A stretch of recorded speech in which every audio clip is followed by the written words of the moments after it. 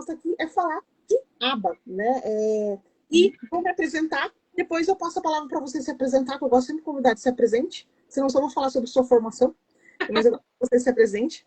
Então, eu sou a Lidiane, eu sou fundadora aqui do Mundo, então o Mundo foi criado justamente pensando nesses pais, para ajudar.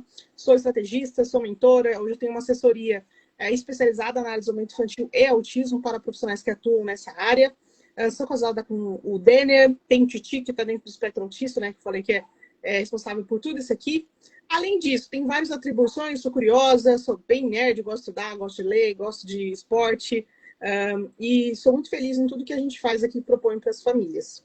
Essa resumida é só um pouquinho de mim. Aí eu queria que você se apresentasse, falasse um pouco com você, e aí depois a gente se aprofunda nas perguntas que encaminharam para a gente, tá bom? Tá bom, perfeito, Lid. Bom, eu sou a Victoria, sou psicóloga, analista do comportamento, também sou mãe do Caetano, tenho 26 anos e trabalho aqui nessa área já tem quase 5 anos, né, de uma bagagenzinha assim, tanto como terapeuta, agora entrando na área de coordenação.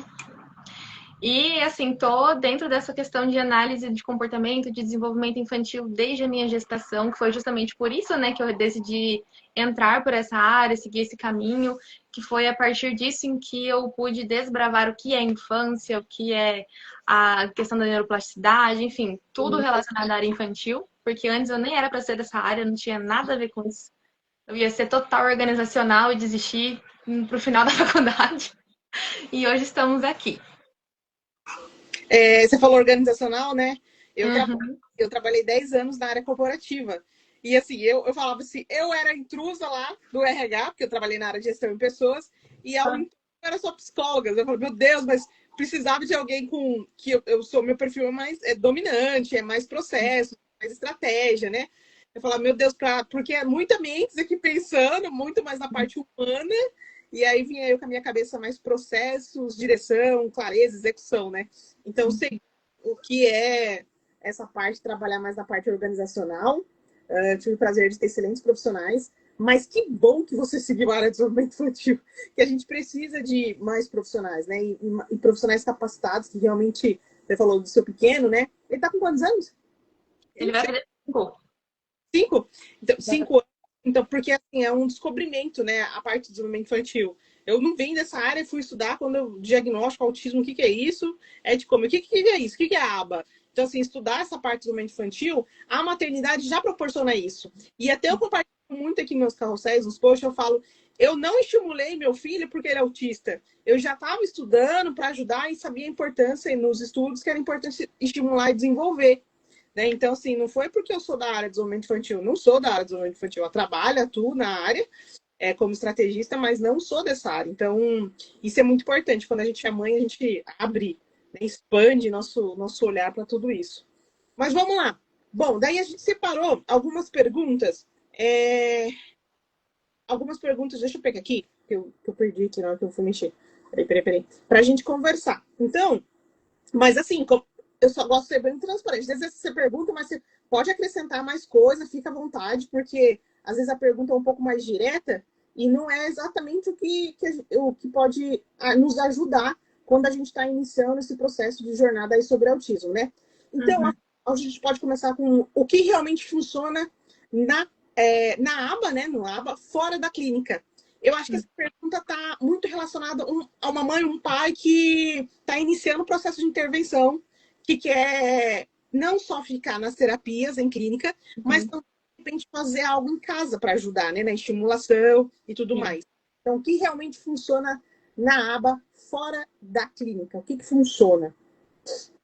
Primeiro de tudo, algo que você, inclusive, vem trazendo com muita frequência nessa última semana: consistência.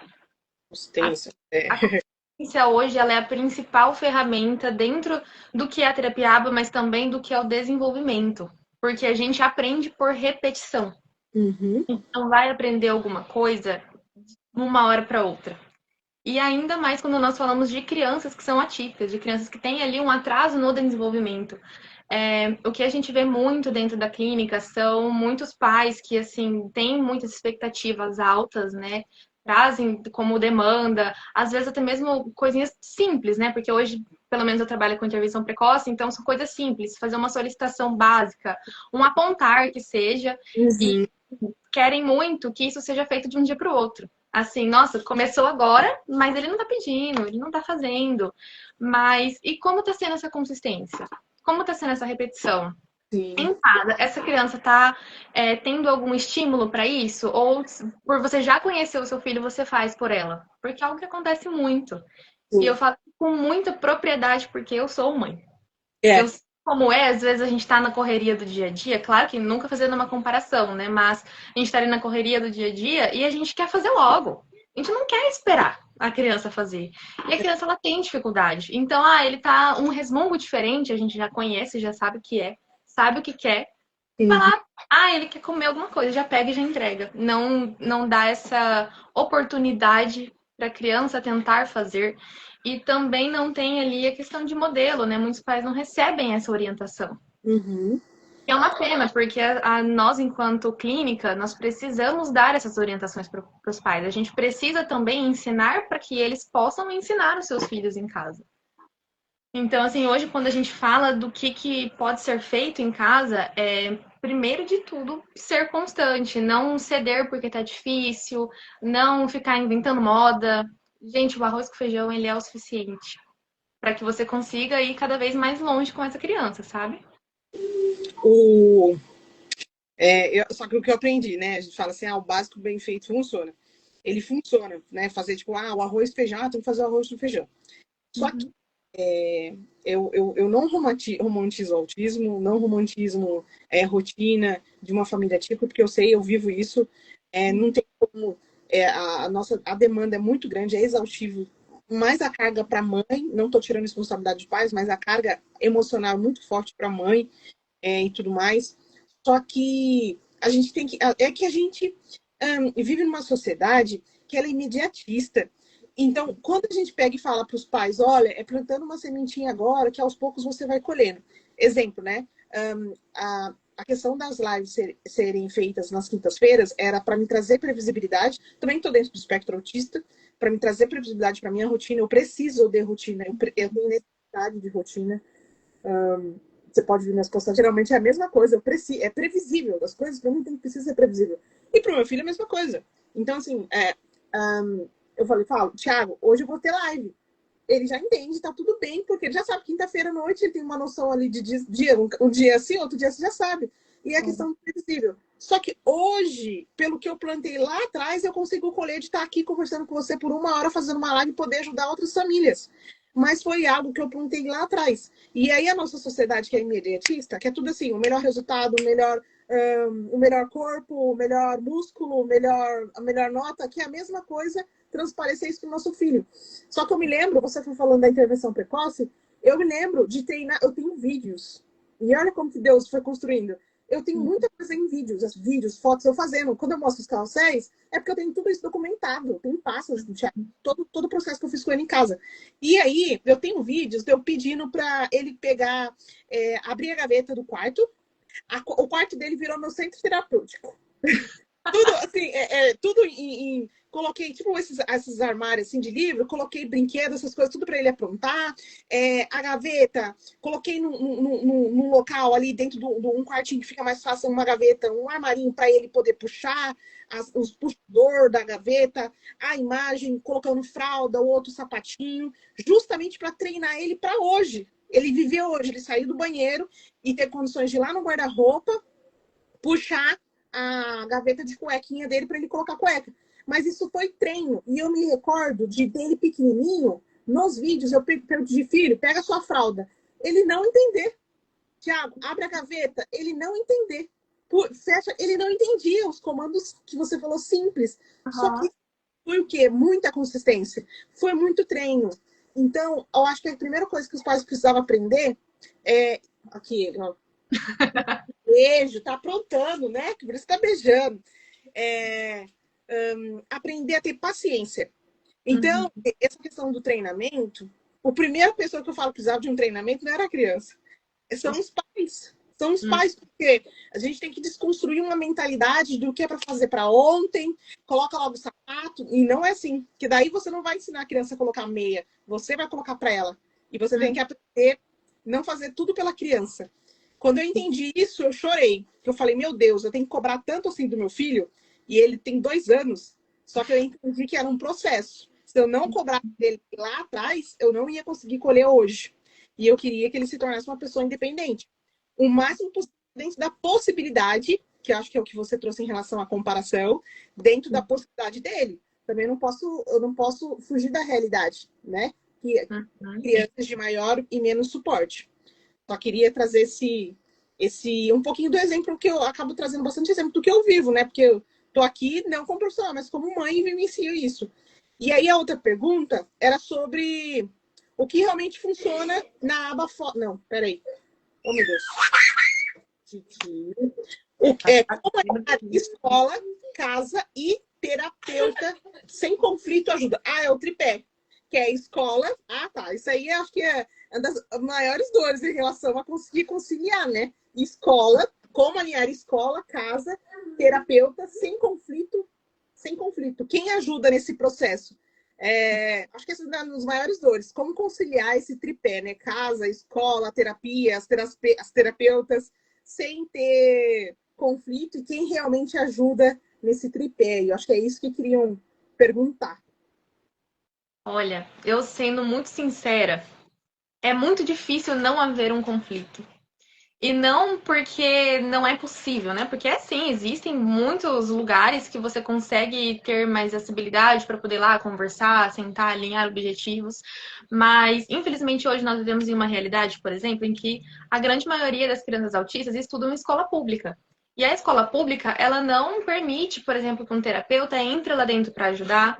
É muito difícil que eles aceitem até mesmo receber uma orientação sem que a gente se envolva ali dentro, sem que a gente vá lá e fale o que é para fazer, mas não aceitam receber essa orientação, essa ajuda do que fazer, e só aceitam quando já chegou em um limite, assim, de que eles não sabem mais o que fazer com a criança, já não tem mais como resolver e pedem, sabe? Então isso é muito difícil, mas quando nós falamos assim, entrando em um mundo em que a gente entende que, como eu falei, existem essas possibilidades, a gente consegue participar, quem geralmente toma um partido, né, pede essa solicitação, a família traz essa demanda, fala, olha, meu filho está com dificuldade na escola, os professores sinalizaram isso pra gente, o que a gente pode fazer? Nós, enquanto clínica, conseguimos o quê? Ir lá, marcar uma reunião, geralmente são ou as coordenadoras ou as supervisoras técnicas da clínica, depende muito da organização da própria clínica, né? Mas hoje, por exemplo, são as supervisoras técnicas que vão fazer reunião com essa equipe multidisciplinar da escola, com fono, com TO, enfim, com as demais equipes. Vão lá, marcam uma reunião. Nós temos, geralmente, acesso ao plano de ensino daquela criança, ou seja, o que a escola, vendo a criança dentro de sala de aula, consegue entender que ela consegue atingir até o final do ano. Porque a escola em si, ela recebe, né, todo um planejamento anual para o ensino daquela turma. Então, eles sabem tudo o que vai ser trabalhado ao longo do ano, separados por bimestre. Eles sabem, tem as semanas específicas. Então, eles conseguem visualizar o quê? Essa criança tem X habilidade. Hoje, vamos colocar aí uma criança que está em fase de alfabetização. Essa criança hoje não reconhece nenhuma letra, nenhuma vogal. Nenhuma das 5. Então, qual vai ser o nosso objetivo? Vai ser ela conseguir reconhecer todas as letras do nome, o nome dela igual às outras crianças? Não, nós vamos reduzir essa demanda, nós vamos colocar ali objetivos para serem trabalhados também no ambiente da clínica, que sejam sistematizados, que coincidam com esse objetivo da escola para poder auxiliar eles. Então, nós vamos fazer o quê? Olha, dentro do nosso objetivo como clínica, nós queremos que essa criança consiga reconhecer pelo menos as 5 vogais e também reconhecer as letras que compõem o próprio nome dela, né? Que tem ali algumas consoantes. A gente coloca ali de 10 até umas 15 letras do alfabeto. É um objetivo para o ano inteiro. Então, no ano inteiro, a escola vai fazer o quê? Lá no P que eles vão montar, eles vão colocar que o objetivo dessa criança também vai ser reconhecer essa quantidade de letras através de inúmeras estratégias. Sejam elas com as atividades iguais às da turma, porém adaptadas, sejam com recursos sensoriais, sejam com recursos maiores, visuais, enfim, de inúmeros formatos de ensino para que essa criança aprenda e não somente decore. Por exemplo, dentro da casa, a gente pode levar de uma forma muito simples, ir nomeando para a criança o que é. Uhum. Né? A gente pode chegar ali, por exemplo, digamos que eu peguei aqui o meu copinho. Tem algumas letras. Nossa, olha, filha, tem a letra F aqui. Que eu não sei se dá pra visualizar. Mas a gente pode falar, olha, a letra F igual a do seu nome. Olha que legal. Você não está estimulando a criança 100%. Você não está fazendo uma atividade, mas você está nomeando para ela. Uhum. Então, assim, aquela letrinha F que ela viu na casa dela, que é a letrinha do nome dela, ela também está vendo na escola. E ela também está vendo na clínica. Uhum. Você percebe que ali tudo começa a caminhar de uma forma muito mais fluida e a criança consegue visualizar isso com muito mais facilidade. Isso é, inclusive, uma coisa que eu faço muito aqui em casa, com o Caetano, que é assim, eles hoje, né, já entende que tudo que começa com C é C de Caetano. Uhum. Então, em todo lugar que a gente passa, tem uma placa, nossa, um C igual de Caetano. Na escola, nossa, na minha escola tem um C igual de Caetano. Então, é assim, a criança vai reconhecendo de pouquinho em pouquinho, uma letrinha por vez, entendendo que se nós temos 12 meses, ela pode aprender uma letra por mês. Ela não precisa aprender todas de uma vez só. Uhum. A gente tenta, a gente para ali para conversar com a equipe multidisciplinar, com a equipe de dentro da escola, para poder alinhar quais são os objetivos que essa escola vai ter.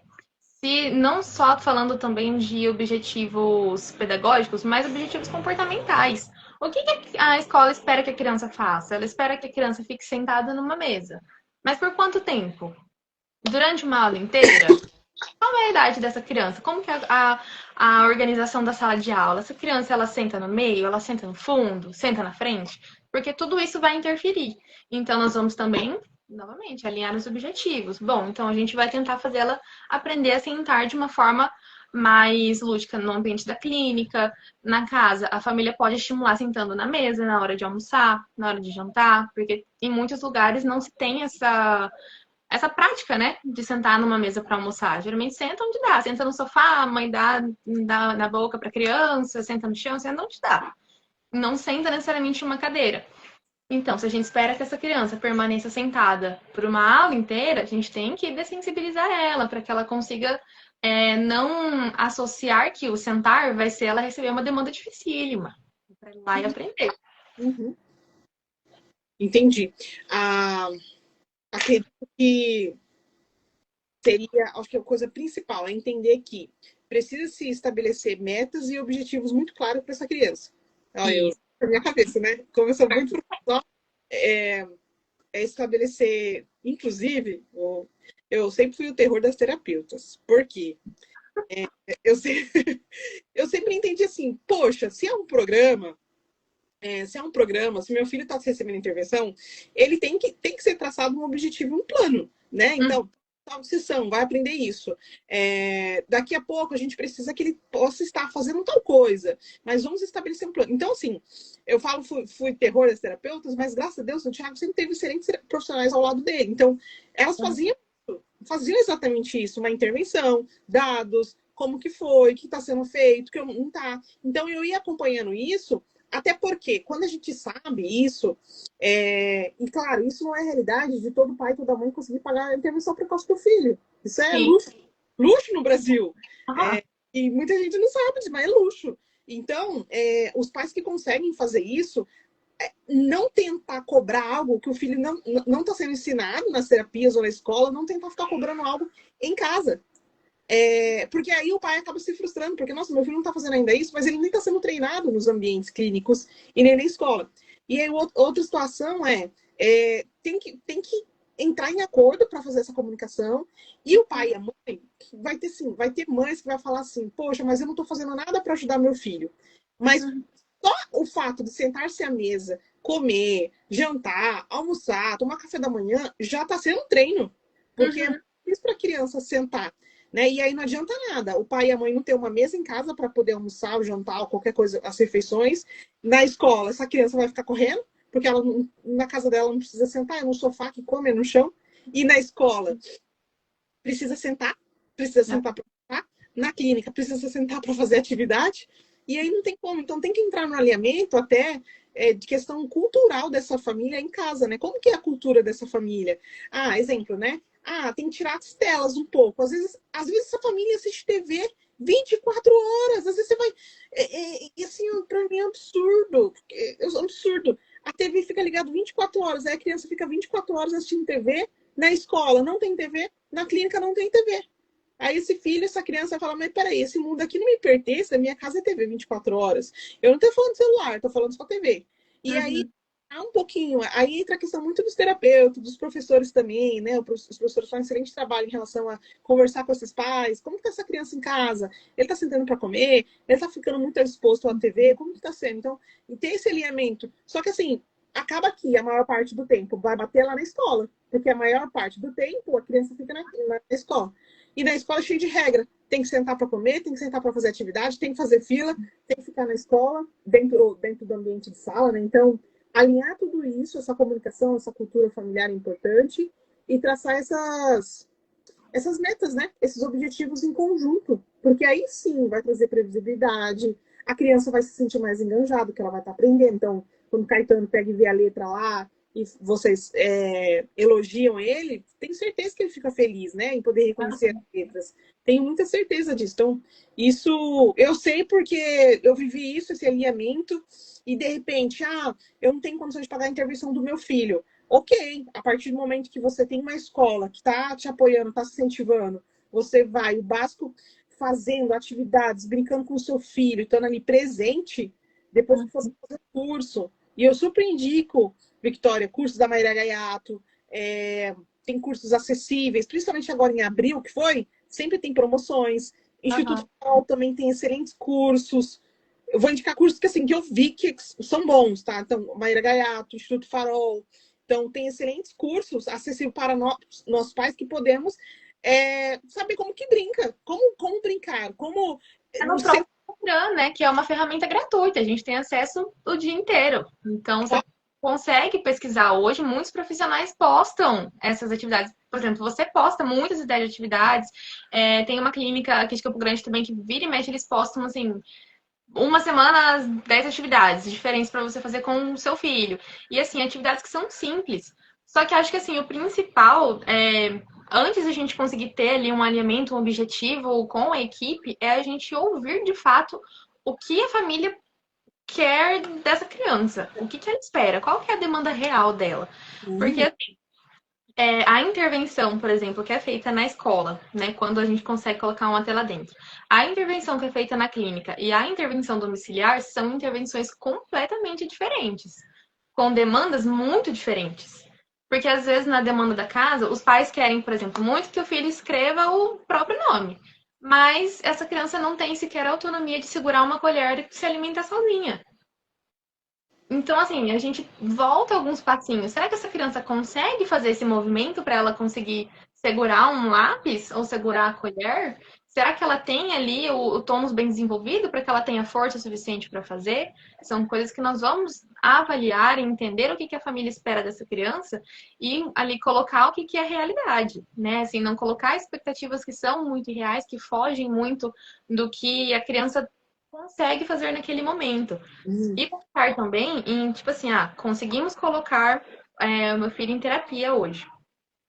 Eu prefiro que meu filho faça uma terapia em que ambiente? No ambiente domiciliar, que é o mais comum, ou no ambiente clínica, que é algo muito recente. Eu, pelo menos, conheço o atendimento feito em clínica há pouquíssimo tempo. E eu trabalhava com isso, e eu não sabia nem que era possível. Justamente por assim, não era muito divulgado, não era muito feito dessa forma. Acho que não tinham estruturas o suficiente, né, para conseguir implementar de uma forma ideal e não tão.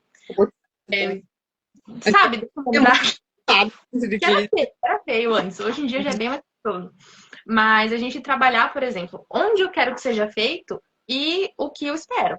Porque se a família decidir, por exemplo, ter um terapeuta dentro da casa dele, ele não pode esperar que o filho dele já inicia a terapia sentado em uma mesa para fazer atividades totalmente estruturadas ali dentro da casa dele, porque ele mora ali.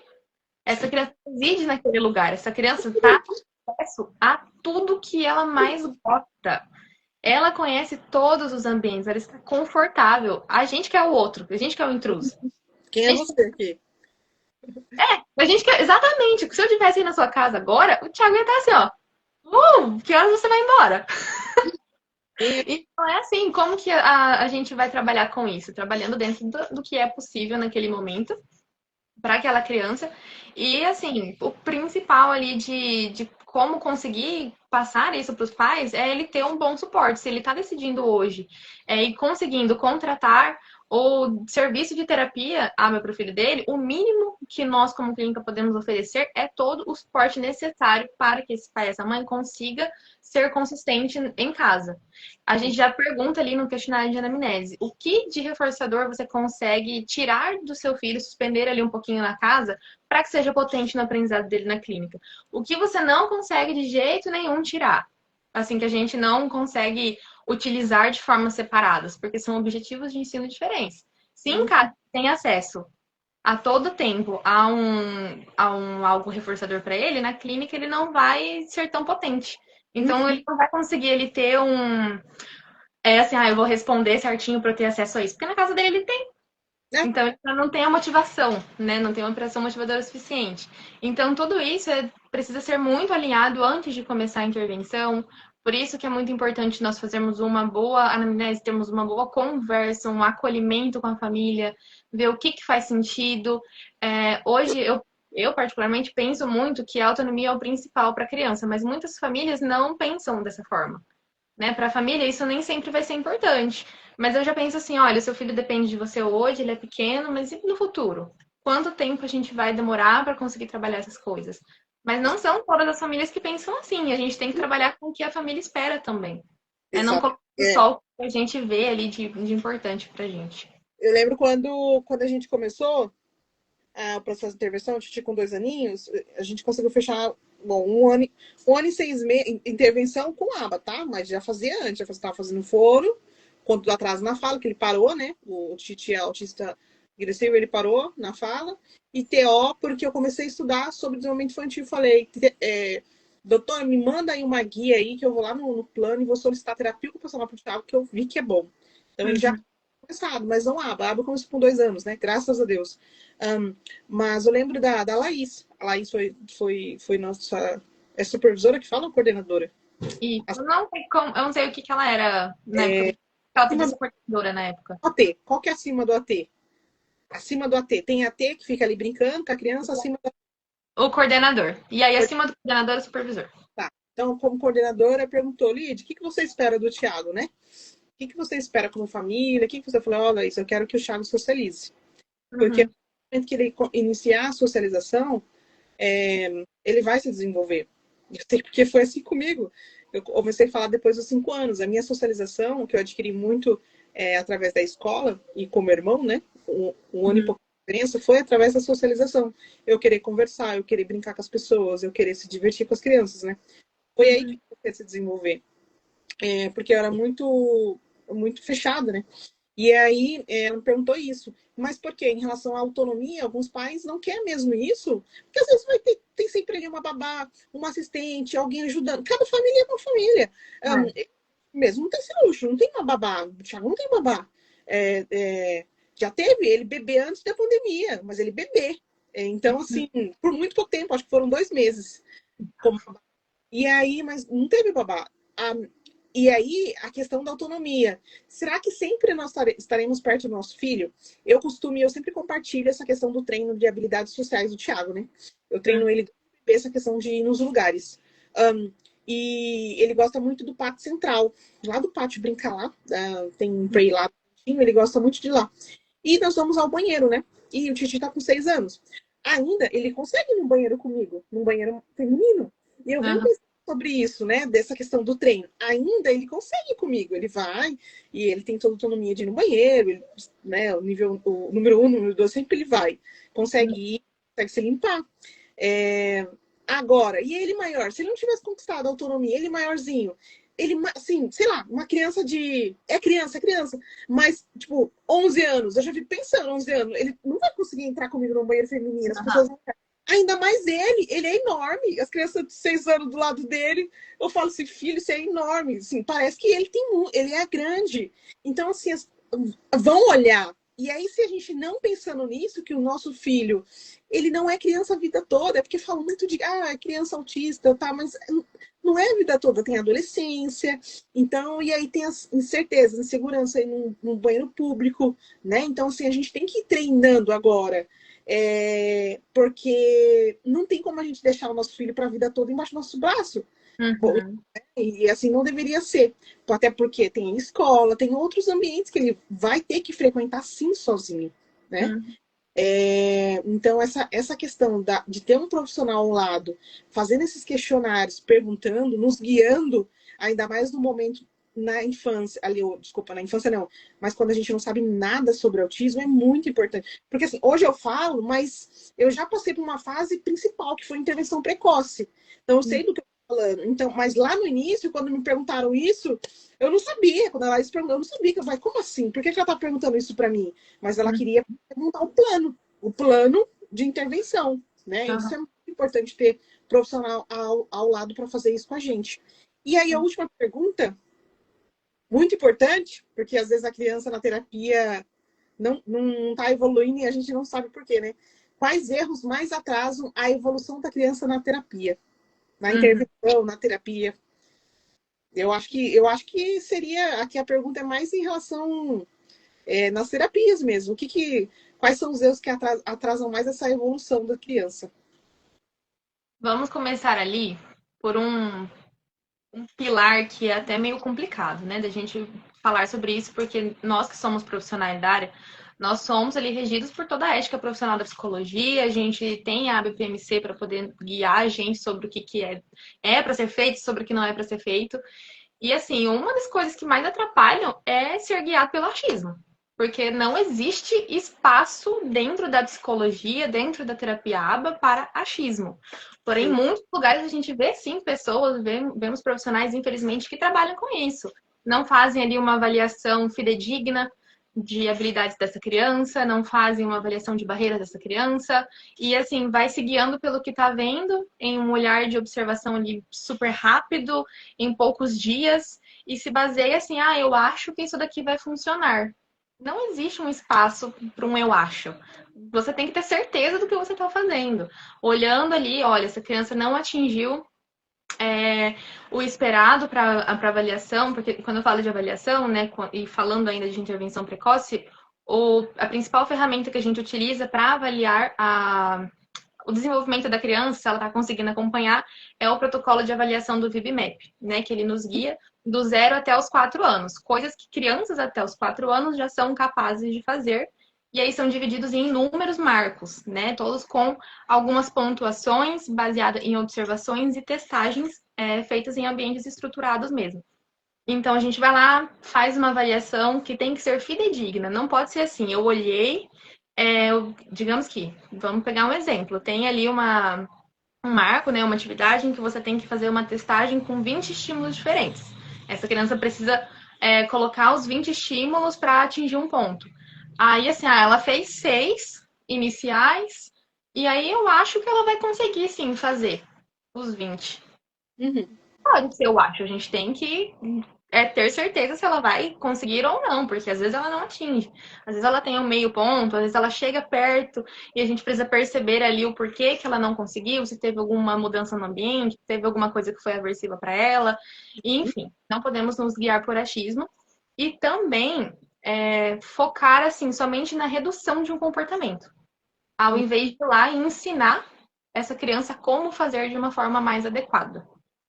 Porque assim, uma das principais demandas que a gente tem de crianças que não têm ainda um repertório de comunicação funcional são comportamentos interferentes mesmo, né? Comportamentos mais desafiadores. Tipo, chorar muito, se jogar no chão, gritar, arremessar coisas, bater, enfim, todos esses comportamentos. E eles querem porque querem que a criança pare com isso. Só que aí a gente volta lá na questão da consistência e da repetição do ensino. A gente precisa ensinar para essa criança uma comunicação mais funcional.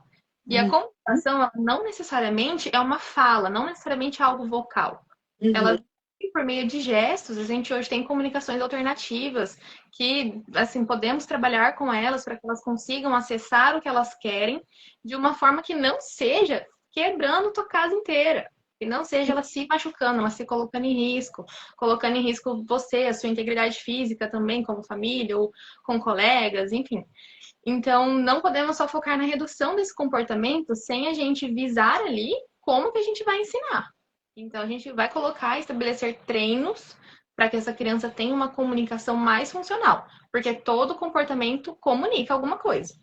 Perfeito. Independente se for uma comunicação para algo que ela quer, algo que ela deseja, se é uma comunicação para algo que está sendo aversivo para ela. Às vezes essa criança está com incômodo de alguma coisa e não está conseguindo se comunicar, não está conseguindo mostrar que isso daí está incomodando. Então, todo comportamento é um tipo de comunicação. Quando a gente vê uma criança se jogando no chão, puxando todo mundo, puxando a mãe, por que ela está puxando? Porque ela quer alguma coisa. Uhum, uhum. Então, a gente precisa olhar para isso, focar nisso, para evitar de termos erros significativos para essa criança, porque senão a gente acaba ensinando uma coisa que não tem nada a ver com a paçoca. A gente ensina uma coisa que é errada, que pode piorar esse comportamento, que pode não ser o que a criança precisa naquele momento. Gente, mas a gente já ia finalizar, mas daí a gente respondeu outra pergunta, a última pergunta, né? Mas Uhum. é muito importante tudo que você falou, porque não tem como trabalhar a ciência, por isso que é ciência, né? Não tem como trabalhar com achismo. Senão não é ciência. Não é, eu acho, eu acredito, possa ser. Não, você tem que ter um dado, você tem que analisar o fato. Então, por Uhum. isso que é uma ciência aba, né? Se não é achismo, eu faço isso, eu faço aquilo. E aí, quando a gente encontra profissionais realmente que se baseiam na ciência, tudo fica mais fácil porque está sendo um trabalho consistente, está sendo um trabalho, como que é a palavra? Fidedigno, Fidedigno. fidedigno à aba, realmente que possa ajudar a evoluir. E o pai, eu falo para o pai, você precisa estudar justamente para você entender o que está acontecendo com o seu filho. Esses dias estava no Uhum. mercado, e aí eu conversei com uma moça, meu filho está fazendo terapia. Tá, mas que tipo de terapia? Ela, sabe que eu não sei, menina? Falei, mulher do céu, você tem que saber, uai. Tem que saber o que está fazendo. Gente, o filho da pessoa. A gente precisa, no mínimo, saber o que está sendo feito com essa criança, o que está sendo feito com o nosso filho. Exato. Então, assim, a gente tem que buscar conhecimento, buscar quem possa nos ajudar, se aprofundar. Não é algo barato. Assim, eu sei que o meu esposo, né? O Dani, a gente sabe que são anos aí de investimento. Nós Uhum. temos uma vida, assim, são anos e anos de tratamento, intervenção. Não é barato, mas a gente quer o melhor para o nosso filho e a gente busca profissionais para nos ajudar sempre nisso, né? Então, assim, eu acho que muita gente não vai conseguir voltar depois, porque acho que vai ficar 3 lives lá, ficar aparecendo nas lives, tá? E isso não Não, mas poder voltar. tudo bem. Mas eu queria te agradecer pelo tempo. É muito, assim, eu amo falar sobre aba, que eu utilizo aba em tudo na minha vida. Eu conhecer a aba justamente para mim continuar utilizando a aba, né? Com o teatro Uhum. da real, integrando a família e tudo mais. E aí eu faço 3 perguntinhas para a gente poder finalizar, até pelo seu Uhum. tempo e tudo mais. Eu faço 3 perguntas para o convidado. A primeira é: se você tivesse um mundo fictício, um mundo que fosse seu, um mundo que você poderia deixar para sua família, ou um mundo agora que você gostaria de ter, o que não Uhum. poderia deixar de ter nesse mundo? Uma palavra, uma atitude ou algo que você fala assim, isso aqui não poderia deixar de ter no meu mundo, o mundo da Victoria. Olha, para mim, o mundo ideal mesmo, ele é um mundo composto por possibilidades. É algo que eu falo com muita frequência. E Uhum, por que que eu digo um mundo de possibilidades, Lid? Porque tudo hoje é possível. E eu quero que se mantenha sempre assim. Eu quero sim que seja possível, que cada vez mais pessoas possam conquistar aquilo que elas esperam. Eu quero sim que seja possível, que consigam se desenvolver da melhor forma possível, né? Eu quero que seja possível que a gente continue fazendo o que a gente faz de uma forma ética, de uma forma bem feita, de uma forma humana. Quero que uhum, seja sempre cada vez mais possível levar tudo isso para quem realmente precisa, alcançar pessoas que precisam se sentir acolhidas, se sentir ouvidas, se sentirem vistas com por certeza. nós que estamos aqui. Eu acredito que dentro da minha profissão hoje, o mais importante é justamente isso, a gente saber olhar para o outro, né? Assim, ser empático, conseguir olhar pela visão do outro, mas não só isso, é sim conseguir proporcionar oportunidades para que essas pessoas estejam inseridas, porque não adianta só a gente conseguir se colocar no lugar do outro. Porque o que a gente vai fazer com isso? O que a gente vai fazer só com esse olhar? Então, assim, poder proporcionar oportunidades, poder proporcionar possibilidades para que sempre seja mais inclusivo, para que seja mais acessível, para que seja mais coerente, para que seja cada vez melhor. Então, quando a gente fala de possibilidade, a gente fala justamente disso, de que a gente consiga atingir aquilo que a gente espera, atingir aquilo que a gente sonha, seja pra gente como pessoa, seja dentro de uma profissão, seja olhando para os nossos filhos, do que seja sempre possível. E nessa caminhada eu acredito que dentro dessas possibilidades, também acredito nisso, com o tempo a gente vai mudando essas possibilidades. Às vezes a gente quer, eu quero isso, né? Daqui a pouco, não quero mais. E tá tudo bem, a gente vai mudando. Então é essa, né? Mudando lá no começo, eu tava justamente falando, antes de eu entrar nessa área, eu queria ser de uma área organizacional, trabalhar com empresa, trabalhar com adulto, nunca nem sonhei em trabalhar com criança, né? Até que eu descobri uma gestação e falei, meu Deus, eu preciso ser essa pessoa que está aqui para o meu filho, e eu preciso ser o meu melhor para que tudo seja melhor para ele também. Então é assim que a gente entra aqui. Muda muito, e é legal, que bom que a gente consegue mudar, né? Que bom que a gente pode olhar para nossa vida e falar assim, eu errei, eu não sou mais essa pessoa, eu falo, não sou mais essa pessoa, eu mudei de opinião. Eu sempre falo assim, eu mudei de opinião, e não tenho medo de falar, mudei, não penso mais igual, antes eu pensava, agora eu tô outra, e pode ser que daqui a pouco eu desmude, e eu quero cada vez mais poder mudar de opinião e pensar diferente do que eu pensava antes. E a outra pergunta é, o que é sucesso para você? E aí, definição de sucesso é individual. O que seria para você? O que seria sucesso para Victoria? Nossa, difícil. Difícil, porque, assim, para mim, hoje eu posso, assim, não ter chegado em um patamar elevado de profissão, de casa, enfim, não cheguei nisso. Mas eu tive muito sucesso na minha vida por chegar onde eu cheguei. Então, assim, hoje eu sei que eu sempre quero mais, sempre espero mais. Só que não de algo que seja tão diferente. Eu acho que eu já atingi aquilo que eu sonhava em atingir. Construí uma família muito bonita. Tenho, além assim da família que a gente escolhe, tenho uma família, um suporte incrível fora daqui de dentro da minha casa, né? Tenho os meus pais, tenho os meus irmãos que sempre estão aqui. E eu acho que ter sucesso é justamente isso, é você se sentir bem com aquilo que você tem e você não querer mudar aquilo e sim melhorar. Sim. Então, hoje, pra mim, sucesso é só ser um pouco melhor do que eu sou hoje, amanhã. E depois de amanhã ser melhor do que eu vou estar sendo. E assim sucessivamente. Isso aí, também acredito nisso. E ó, escrever aqui a Geld. Meu pai, Geld. Parabéns pelo profissionalismo e humanidade. Legal, que legal. A outra pergunta é se você pudesse ter uma frase, falar uma palavra ou uma frase que todas as pessoas poderiam ter acesso. Não sei se você está escutando, o barulho da arte que o Thiago está fazendo. Tá aparecendo aqui, tô escutando aqui. Qual que seria essa sua frase, essa palavra que você poderia deixar para as pessoas? Para as pessoas? Nas redes. Às vezes você já tem algum post que você sempre fala, uma frase. Nossa, eu acho tão complicado, porque eu sou uma pessoa muito volátil, né? Mudo com muita frequência, mas eu acredito assim. É o que você sente no coração, aí. É o que você sente.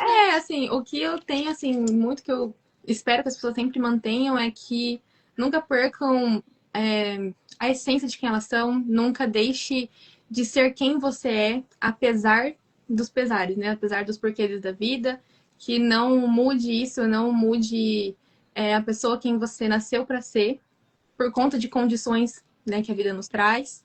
E seja sempre isso, porque, olha, falando sinceramente, Lídia, a gente muda muito. Eu já sou filha, sou mãe, eu tenho diversas nomenclaturas diferentes e eu não posso deixar de esquecer quem eu sou além de tudo isso. Então, eu espero que as outras pessoas também não esqueçam disso. Sim, nós não somos um cargo, nós não somos um título, né? Exatamente. A psicóloga, tá, mas quem é atrás da psicóloga, né? Exatamente. Então, eu acredito que seja uma ruptura de conhecimento, a pessoa querer se descobrir mais, querer mais sobre que você foi enviada aqui nessa terrinha para quê? Qual que são os seus talentos, né? Essa semana, meu esposo me perguntou, como eu vim dessa área de gestão, né?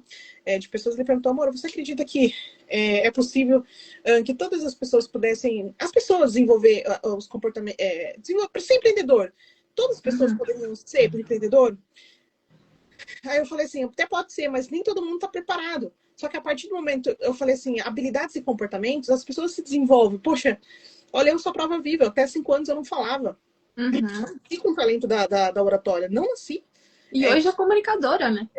Não assim, então isso aqui tudo é treino. 12 anos eu sempre fui a primeira pessoa, pode deixar que eu leio, pode deixar que eu falo, eu pego o microfone. Eu sabia que eu precisava treinar isso. Então, 12 anos eu falava para 10 mil pessoas em ginásios da igreja. Então, tudo isso eu treinei desde muito pequena. Enquanto alguns estavam comendo barro, eu estava com o microfone na. Então, assim, é treino. Só que a questão é, a pessoa precisa entender quem ela é, quem ela é, quais são suas identidades, porque ela pode até trabalhar a questão das habilidades e comportamentos, né? Como um bom profissional, um psicólogo ajudando, um coach, um profissional, um terapeuta, se conhecendo, mas ela precisa saber as crenças que limita ela, a sua identidade, várias habilidades que ela já tem nato, porque às vezes ela quer até empreender, mas ela não nasceu para isso. Ela vai ser muito forçado. Então, assim, é possível sim, mas às vezes que a pessoa queira muito, sabe? Então é possível, gente, tem várias possibilidades, mas o mais importante é a gente descobrir quem nós somos, qual é o nosso propósito aqui em relação a ser quem nós somos realmente. E ser feliz com fazendo isso. Que eu falo, Titi, você já é um vendedor. Mesmo sem conseguir se comunicar por fala, né? Você já é um grande vendedor. E eu falava, quando tiver um filho, ele vai ser um grande engenheiro. Olha, eu falava, quando tiver um filho, você vai ser eu vou induzir ele a ser um grande engenheiro. Hoje, eu já tenho um filho que ele é vendedor. Entendeu? Então, ele já tem um filho que ele é um vendedor. Então, assim, com vários outros atletas, ama esporte também, gosta do movimento. Então, é o que ele é. Então, assim, é importante também a gente incentivar os nossos filhos, né? A querer o que ele gosta, o que ele faz, como que ele é. A serem quem eles são, né? Ser quem são. Com a individualidade deles. Perfeito. Bom, queria te agradecer novamente, fico muito feliz.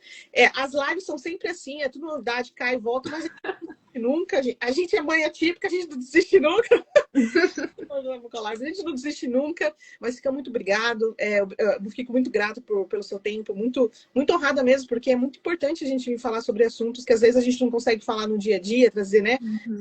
Know-how para isso. Então, eu conto com os profissionais para conversar conosco toda quinta aqui. Então, obrigado pelo seu tempo, pela sua disponibilidade. Que Deus continue te abençoando com os seus talentos, com a sua sabedoria, a sua humildade de poder conversar com as pessoas, com os pais e abrindo caminho com novas possibilidades, novas oportunidades para esses pequenos e pequenas aí das nossas futuras gerações. Então, eu queria que você deixasse suas redes sociais, de alguma forma as pessoas tenham acesso ao seu conhecimento. Agora você está compartilhando bastante coisa legal, então que as pessoas pudessem te conhecer um pouquinho mais. A Cristiane colocou aqui, que bate-papo maravilhoso. E que você voltou, porque, assim... Então, Lid, antes, né, de passar aqui minhas redes, também queria agradecer muito você pelo convite. Assim, eu amo acompanhar aqui, eu assisto sempre as lives, quando não estou ao vivo, eu assisto muito no YouTube. A Laís até já me viu esses dias assistindo uma de uma psicomotricista, porque eu estava precisando ver justamente para auxiliar em um caso, então eu procuro muito utilizar esses conteúdos também do meu dia a dia. Agradecer muito por essa oportunidade de poder levar cada vez mais informação, poder trazer aqui um pouco do que é a verdade mesmo, do que a gente precisa falar muito, seja para os pais, sejam para profissionais. Fico muito honrada, estava muito nervosa e deu tudo certo. E é isso. 5 anos, eu fui 5 anos entrevistadora. Todo mundo vai conseguir falar, não tem como alguém travar aqui, não. Não, tá ótimo. E eu falo pouco, graças a Deus. Bom, o meu Instagram é psi.victoriabarbosa. Eu trago muitos conteúdos que são voltados para pais, né, para cuidadores e também para terapeutas aí que precisam estimular. Os meus conteúdos, eles são, geralmente, em sua grande maioria, muito semelhantes, só que voltados justamente para essas vertentes, uma diferente da outra, sobre coisas que você, como pai, como mãe, como cuidador, pode fazer em casa e como você, como terapeuta, consegue fazer a mesma coisa, só que na sua prática clínica. Então, os meus conteúdos, eles estão muito voltados para isso. Também atuo muito colocando aqui sobre o que nós, como mães, como mulheres, precisamos sempre lembrar, né, assim, do que nós somos, que somos algo além daquilo que nos é rotulado. Sim. E aí tem um projetinho futuro também que estou aqui já materializando para trazer aí, provavelmente para o finalzinho do ano, de trazer uma orientação parental também, justamente para famílias que não conseguem esse acesso a terapias, né? Mas querem fazer em casa, então estou conseguindo já planejar isso. Estou materializando aos pouquinhos e em breve a gente vem com essas novidades por aí. já nos conte, marca a gente, reposta aqui, que é muito importante. Com certeza. Como eu falei, nem todo mundo tem acesso, nem todo mundo consegue. Às vezes até tem dinheiro, mas não mora num local acessível. Exato. Então, tem diversas maneiras e tem diversas maneiras da gente colocar. É porque, assim, às vezes a gente acha que a gente é o óbvio. A gente, poxa, isso é um óbvio, mas é um óbvio para nós, não é um óbvio para o outro, né? Então, uma gota de oceano, uma gota de conhecimento, desculpa, uma gota de conhecimento nosso é um oceano na vida de uma mãe, de um pai que não sabe nada do que a gente sabe. E a gente desmerece o nosso próprio conhecimento, achando que é óbvio, mas não é óbvio. Perfeito. Bom, então, novamente, queria te agradecer. E, gente, quinta-feira a gente estará aqui novamente com a psicopedagoga Bárbara. Nós vamos falar sobre a atuação focada em dificuldades de aprendizagem em pessoas dentro do espectro autista, ETDAH e outras comorbidades também. Então, espero vocês e uma boa noite. E, novamente, obrigada, viu? Deus abençoe. Obrigada a você, Lídia. Amém. Beijo. Um beijo. Deus.